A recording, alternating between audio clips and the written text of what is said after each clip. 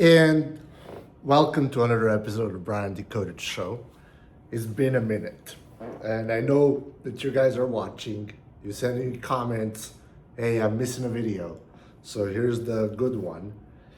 And tonight's episode, my most favorite one, because it's reflecting the reality of the situation. It dawned on me how to classify people into different levels of usage of the AI. So there's 5 levels, and I'm excited because we're gonna start with the first one, and the first one's gonna be hyper funny. And this is the unbelievable first step. The first level of the AI proficiency in 2026 is the AI hater. And this group of people is definitely not going to make it. They're going to be collecting the universal basic income, and they will have to be fed by the daddy government money. There's no way about it. Like, daddy government will have to take care of them, or they will have to get extremely proficient at other things to a superhero levels, and I just don't see that happening for most of them, because I don't know how stupid can you be not to explore and experiment with the most life-changing technology we've ever seen. Now, I've been going back and forth on the AI, and I thought, like, all of this stuff could be like an embarrassingly difficult waste of time. But as with most things that are leverage generating, and when I say leverage, I mean there's multitude layers of leverage. And if you think about the media leverage, distribution leverage, technology leverage, there's also financial leverage, labor leverage. The AI is the labor leverage on steroids because of the speed of the execution. So when I see someone that says that AI is not a thing, or that it's going to pass somehow, I start to think that this person has no idea about life. And this resistance is something that's like harming them financially. It's not fiscally prudent not to learn about this new technology. And after using it for 3 years, I can say there's no going back. Like, the reason why we are at this point is because we can see large manufacturing companies like Samsung following Nvidia, and Tesla also becoming a compute distribution company, and everyone is getting hardcore into building super chips and microconductors. Manufacturing is not something that you do ad hoc. It's not something you vibe code on a weekend. Manufacturing is a planned out process that, like, when you set up a facility to manufacture super chips and microconductors and all these other things, you plan it for next 10, 20 years. So that's why we know that AI is not a fad. The amount of data centers that need to be built in order to create this new world is ungodly. But the other component is the human factor. Like, who are the people and the humans that will build AI and who will create this new reality? Because the technology on its own, it needs a human guidance, and it needs someone to benefit from it. So that is the first level, the AI hater. And God knows there's so many of them. They're stubbornly resistant to change, but the change already happened. It's just not distributed evenly at this point in time. So you can hate AI all you want, but it doesn't change the fact that you're going to stay poor. So I hope you're not in this first group, because this is MGMI group not gonna make it, and it moves, and I think it's a small fraction of population. Maybe there's like 10-15% of the population that is actively resisting this, maybe 20. 1 in 5 people could be actively resisting AI. Now, the second level, this is where a majority of the population lives. The second level of the AI user is a ChatGPTer. And ChatGPTer is an interesting phenomenon because they are interacting with the chatbot they can even spend a lot of time on the AI, but they never get anything done because the AI has this gamification component where you get stuck in this dopamine loop. Dopamine feedback loop makes you feel productive, but you're just whacking off on prompts the whole day. And that is disturbing because you can eat up a lot of hours talking about your problems, like as if you're talking to a therapist, but nothing gets done. And it's a dangerous group of people because they feel they're being productive with the AI. They spend their time and energy asking questions, but nothing gets done. And that leads us to, and it's not an interesting group, but the people in the second level of AI proficiency, that's probably like 60-70% of the population is in this group. And they have believe it or not, they're using free Grok, free ChatGPT. They're not paying for the AI.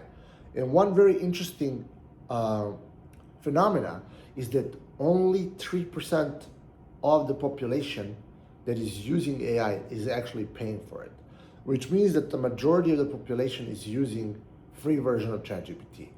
And that's where ChatGPT has like a very strong, dominant field, which results in the fact that 97% of the population does not have a competitive advantage because free models are cheaper, they're a couple of generations behind, and you're operating on a lower tier of intelligence, which means that you're not solving your problems in the fastest, the most efficient way. And it leaves up a lot of opportunities for you guys that are watching. And I'm like guaranteeing that some of you are watching and saying like, oh, I'm using free ChatGPT. Like there's gotta be someone like watching this and using a free version of ChatGPT.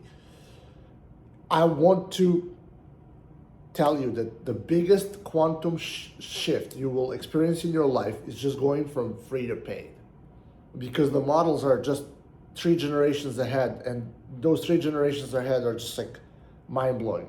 I have a slight exaggeration here. Maybe they're like 2 generations behind or 1, but it doesn't matter, because you being 2-3% better than 97% of the population for $20 a month is a no-brainer. It's a no-brainer. It's like you get the competitive advantage for a price of 4 coffees. That's incredible. But that's how low the bar has been set. And if you want to go even cheaper, you can probably find like Google Workspace for $14 a month and get like even better deal and get more photos or stuff like that. That's the ChatGPT tier, the average ChatGPT tier. And let's say that's a free tier. 97% of the population that uses AI is on a free tier. Now you're coming to the level 3. And on level 3, we are going to talk about the people that are using AI. I would classify myself in this group up until like a year ago. Why? Because I used to be talking to the AI about everything, and I was educating myself. It was very entertaining. It was helping me learn a lot of different things. But it's not until I started using Claude and Notion in a format where I started using AI to do the work. And it's like, okay, I'm nerdy, and I started connecting all these MCPs, which stands for Model Context Protocol, which allows your AI to connect into an application and to allow it to do the work. Now, it creates like a specific shift. I remember I was on Notion, and I used Notion to ask it to read all of my Slack messages for the day with my team and to create me a report. And it started guiding my decisions dramatically faster compared to when I would have to do this manually, because if I was doing something manually, it would never get done.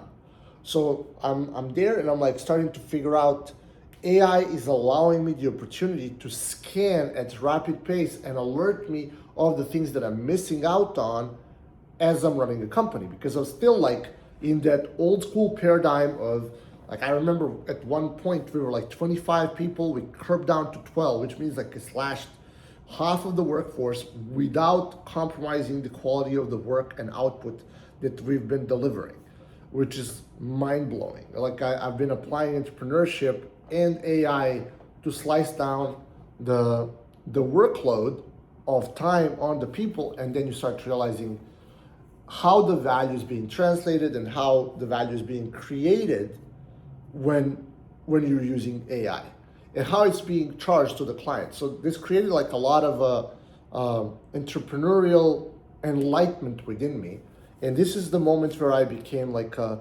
level 3 out of 5 user of the AI. But as I'm going down this rabbit hole, I'm starting to realize that there's 2 additional levels. And I cracked open the level 4, but the level 5, stay until the end, is absolutely going to blow your mind as to where we are headed with this stuff. Because the moment you want to become a level 3, you will switch from ChatGPT to Claude, and you'll connect all the MCPs that you can possibly connect to the AI, and all of a sudden you'll be able to do the job, and once the job is completed, send an email without leaving the Claude. It's just like extremely efficient for a single player solo founder that wants to deliver services and stuff like that. You just have like your shortcuts and everything's like predefined. You may have like your Notion as a backend and Claude as a orchestrator of the tasks that you want to do. And maybe you'll access the saved prompts inside of the Notion or inside of the Claude itself, and you'll just destroy like 90% of the work. But the thing is, nothing will get better until you focus all your energy and time into making AI do all of the work, which is becoming the level 4. And at this moment, you're probably someone who's using Zapier Make or NA10, and you understand the concepts of triggers and how the triggers are starting the protocol of the work. So a lot of entrepreneurs that are proficient at building small systems, like the systems of delegation towards people, they will understand these concepts of the AI. But they will encounter a hurdle when they'll try to have the AI do something, because it's not extremely unrewarding. And that's why majority of the people will never figure out how the AI actually operates, because the payoff of dopamine of getting something done is so extended, which means you have to work for extended periods of time without getting a single reward. And most of the people are going to reach 80% of something being published or finished, and they'll give up on the last 20%. So these last 20% is what's going to separate the AI winners from the losers. And the fact that you create these closed loops over time and you compound the wins on the level 4, you at this point have time savings, but you also have AI credit expenses that, if you're not paying attention, can blow up through the roof. So this is the window of opportunity that most people will overlook. And in this window of opportunity, you will have to understand the difference between the open source models that can run in your computer versus rented servers on Anthropic, Claude, Grok, whatnot, all these other cloud-based AI platforms. This is all absolutely fascinating, right? The fact is that you don't have to wait for anyone to do anything. All the workforce in the world is rented, and it allows you to do whatever you need. Now, the whole system is gamified, and it's trying to lure you into spending as many credits as humanly possible. So if you're using Claude, you have to be careful, because you don't want to be the guy that is solving the back of the problem before you have the front of the problem solved, which means start from the beginning, start before the service is even fulfilled, start with sales and marketing, That's where your AI energy needs to be deployed. Because I don't want you to be the guy that goes in and spends $20,000 worth of Claude credits, makes Anthropic rich, and builds a tool that nobody wants to use. That's a dead end loop. You need to have circular loops happening all the time, and you solve one problem after another in the order of appearance. So the first problem that shows up is the first problem you solve. You don't have revenue, use the AI, use it to get the clients, to make the sales. First, build a landing page. Product comes later. Sell the idea. See if the idea is being purchased by the market. Only then you can push it to the next level of actually building it out. For the most of you, the fact is that you might not know the AI. You might not even be able to fulfill with the AI. Fulfill it with your own hands. Get a handful of clients, get the job done, get that revenue, pay your bills, go to vacation, book a trip to Ibiza, do whatever it takes to make your life better at the start. You don't have to overthink with the AI. That's why 2 weeks from now, I'm starting a workshop called Get Clients with the AI, where the first layer of starting your online business with artificial intelligence, where you can erase and time compress all the daunting and exhausting work of getting a client and compress it into weeks instead of 6 months and 12 months and never ever being able to build up your own business. So Get Clients with AI. There's going to be a link in the comments or in the description. You can sign up for the newsletter. I will drop more free stuff for those of you that want to get more educated, but I will also announce the workshop over there 2 Fridays from now. I'm really excited to host this and see you over there. So now, I'm gonna get back to the level 4. Level 3, I want all of you guys who are watching this right now, I want you to get on the level 3 because the level 3 is life-changing. You will change the way you work. The work will become more interesting because you will be able to do 3 to 5 times more with Claude and MCP than you can with ChatGPT on a free plan. It's night and day difference. You're not just writing emails, you're using Claude to solve actual problems for you. Like, hey, go do shit.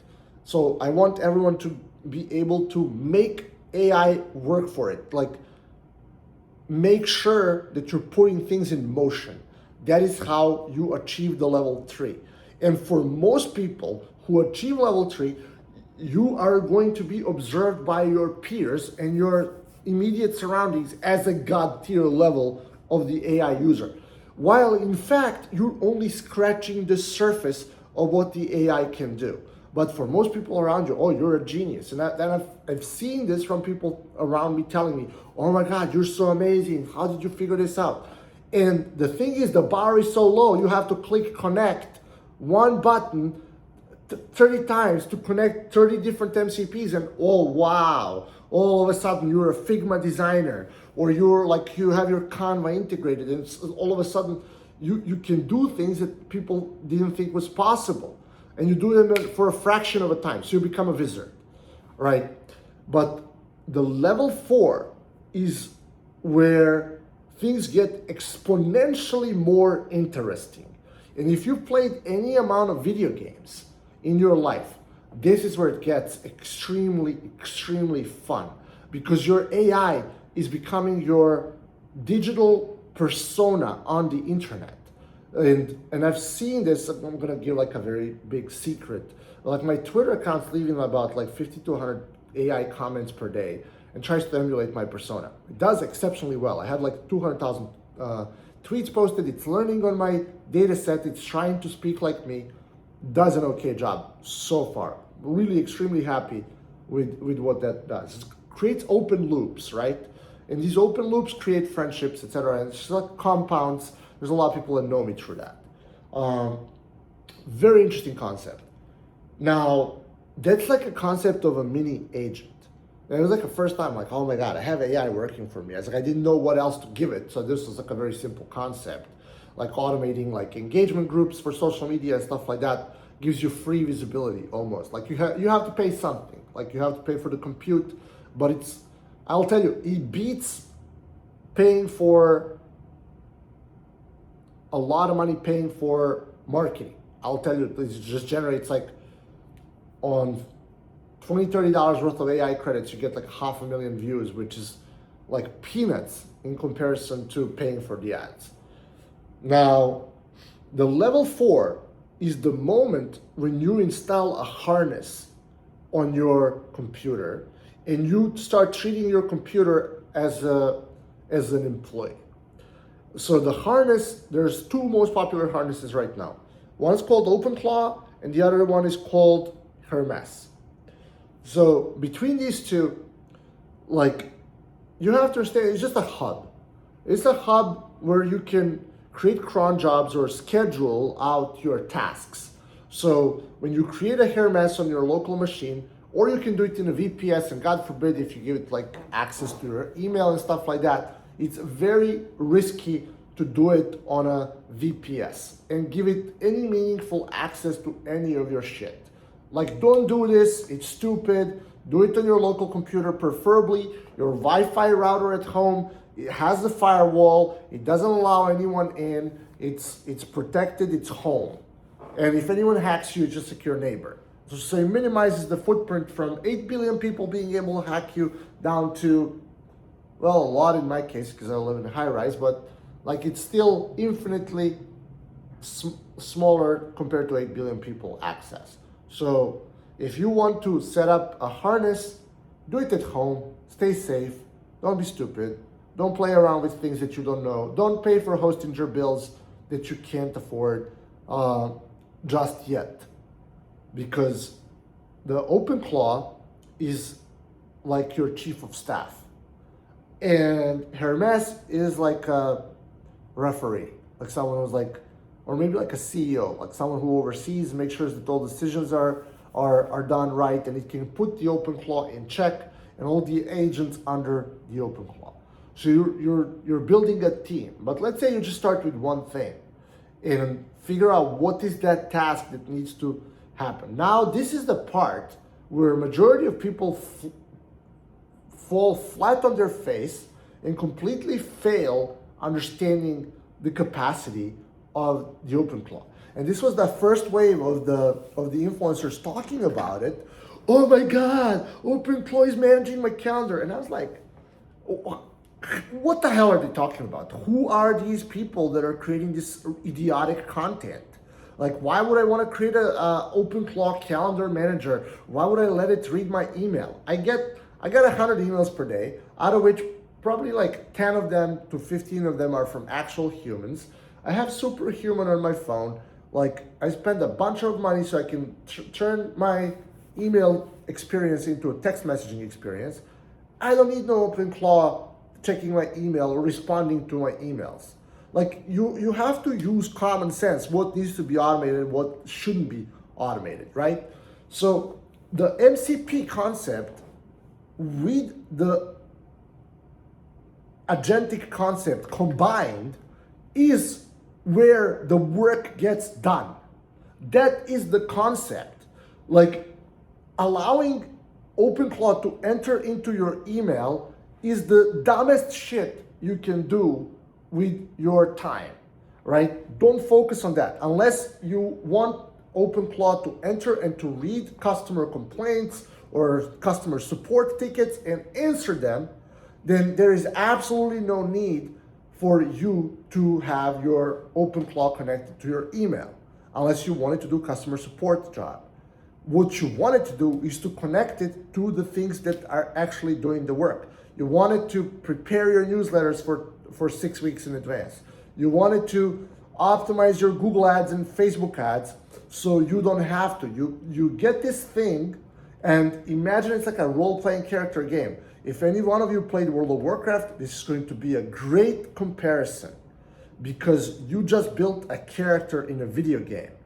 And it's a multi-agent, multi-model. You're spawning out armies like a necromancer. You have thousands of these agents that are doing the jobs for you, and you're equipping them with skills, you're leveling them up, and you're making sure that they're working well together. So you will have the Oracle.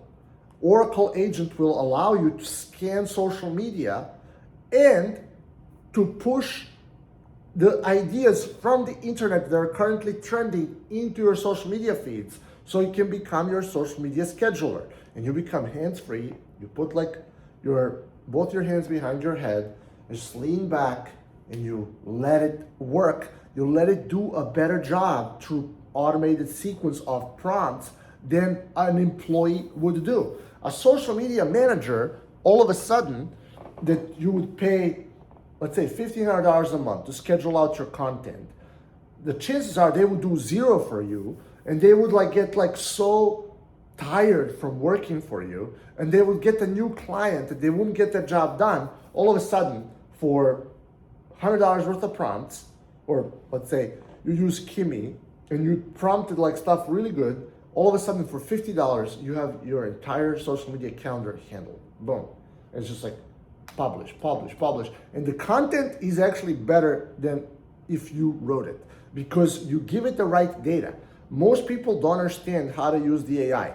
AI is a pattern recognition machine, and it works as well as the information that you feed it. So if you feed it garbage in, garbage out, diamonds in, diamonds out. So you create the Oracle, and Oracle will find the content on the internet where you will be able to find the outliers of the content, and it will use the outliers for the inspiration for your own content. It's totally possible, and then it will schedule out the content for you. You need to connect the dots. You need to create a scraper to listen to this stuff. Then you have to create the scheduler. You have to connect the dots between the different components, and all of a sudden you have free traffic, you have free visibility that's coming your way without any effort on your own.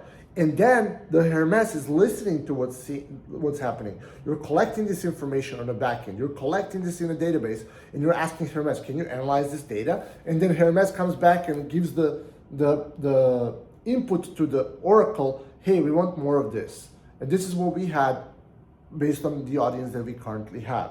And it becomes a self-perpetuating feedback loop that becomes better and better over time. There's just one example. One.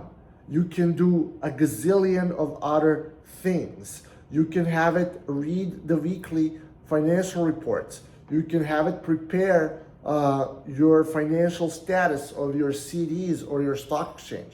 But I want to talk about the practical examples. Like if you're building websites, you can automate the entire flow once you have a client meeting. Right? You have a client meeting, it's recorded on Zoom or Google Meet.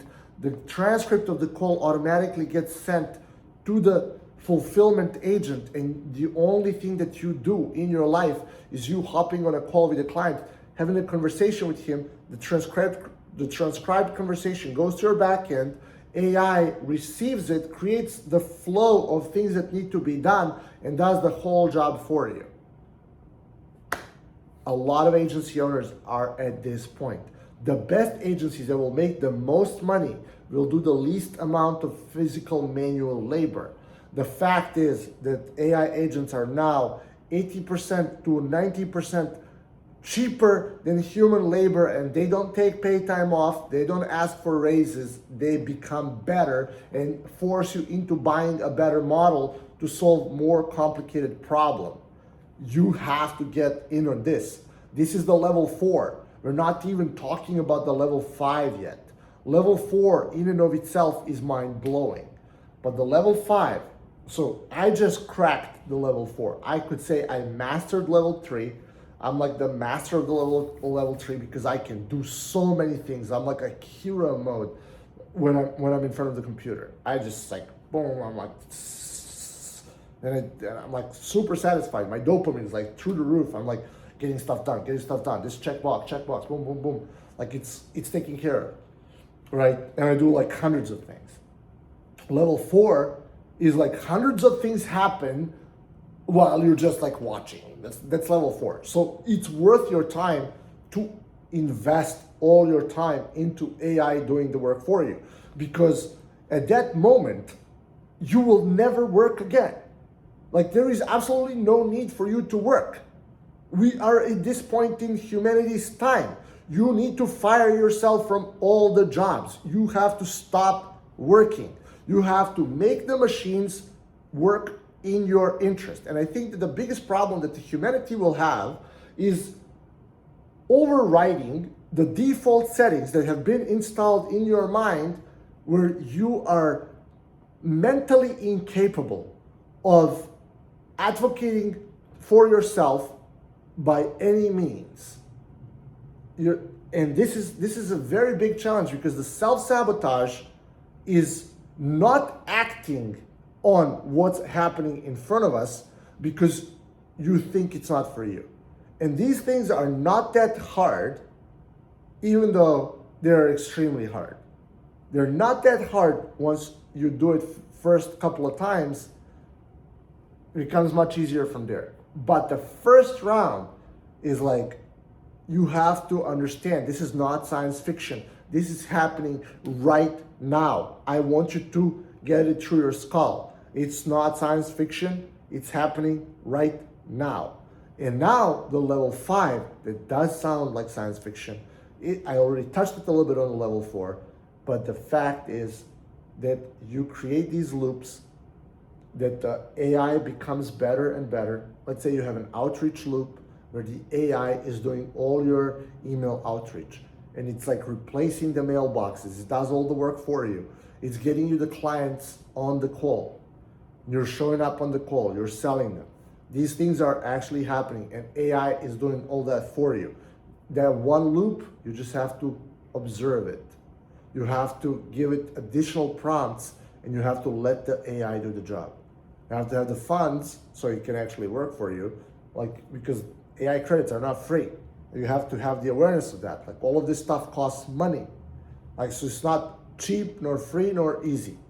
And anyone who tells you oh, it's super easy, they're lying. It takes a real effort. But once you get used to it, it becomes easier. And you don't know how it feels when you can't imagine your work life without this thing. You can't imagine it. So at this point, it's easy. But you need to get to the point where you make it easy. And you have to plow a little bit through the hard stuff. And you need to become a domain expert. You have to know your shit. You cannot just, poof, I'm an AI wizard. Of what field? There's millions of fields that you could become an expert in. So you can be an AI expert for lawn care or pest control, or I don't know, there's a bazillion of different industries. So you can help all these local based businesses, or you can sell software as a service. And there's industry niche knowledge that you can deploy and build your own software. But it's complex. It means you're a developer. And most of you watching this, they may or may not be, but it doesn't matter. Because you can make money with the AI without being a technical person. It will require you time to learn certain things. You'll have to get educated. You'll have to subscribe to this channel, watch additional videos, subscribe to other content creators that are talking about these things, and make them real for yourself. That's how you will advance. You need to educate yourself to expand your awareness so that you can encompass all this AI stuff, because you are creating leverage with your own mind. And the repetition in the game and constantly tinkering with stuff, it's a hobby. And it will go nothing's moving, and all of a sudden, you have a capacity of a Bugatti or a Ferrari, and you're driving with infinite horsepower, pushing you and propelling you to the peak of the human experience. The 5th level, closing the entire loop and building loops on top of loops on top of loops. And I am not at this level, so I can't teach it, but I have an awareness that it exists. It's an extra layer of human consciousness coupled with the technology and deep understanding of technology and psychology and humanity in general, that allows you to create multiple feedback loops that are self-improving system with minimum employees. You probably can run this whole thing with like 3 to 4 people, sometimes might need to go to 10. But you'll need a lot of smart people, because stupid people won't have a job. They will be on UBI. Universal basic income is coming. Like, there's no doubt about it, because I'm hiring people. I'm constantly hiring people, and the only thing that I want to in my hirees are people that can think how to deploy technologies to solve the problem with minimum of their own time. The tactical laziness is absolutely necessary if you want to transcend in this new age. We are in the age of AI. We are in the biggest gold rush that humanity has ever seen, because the time to value compressed so much.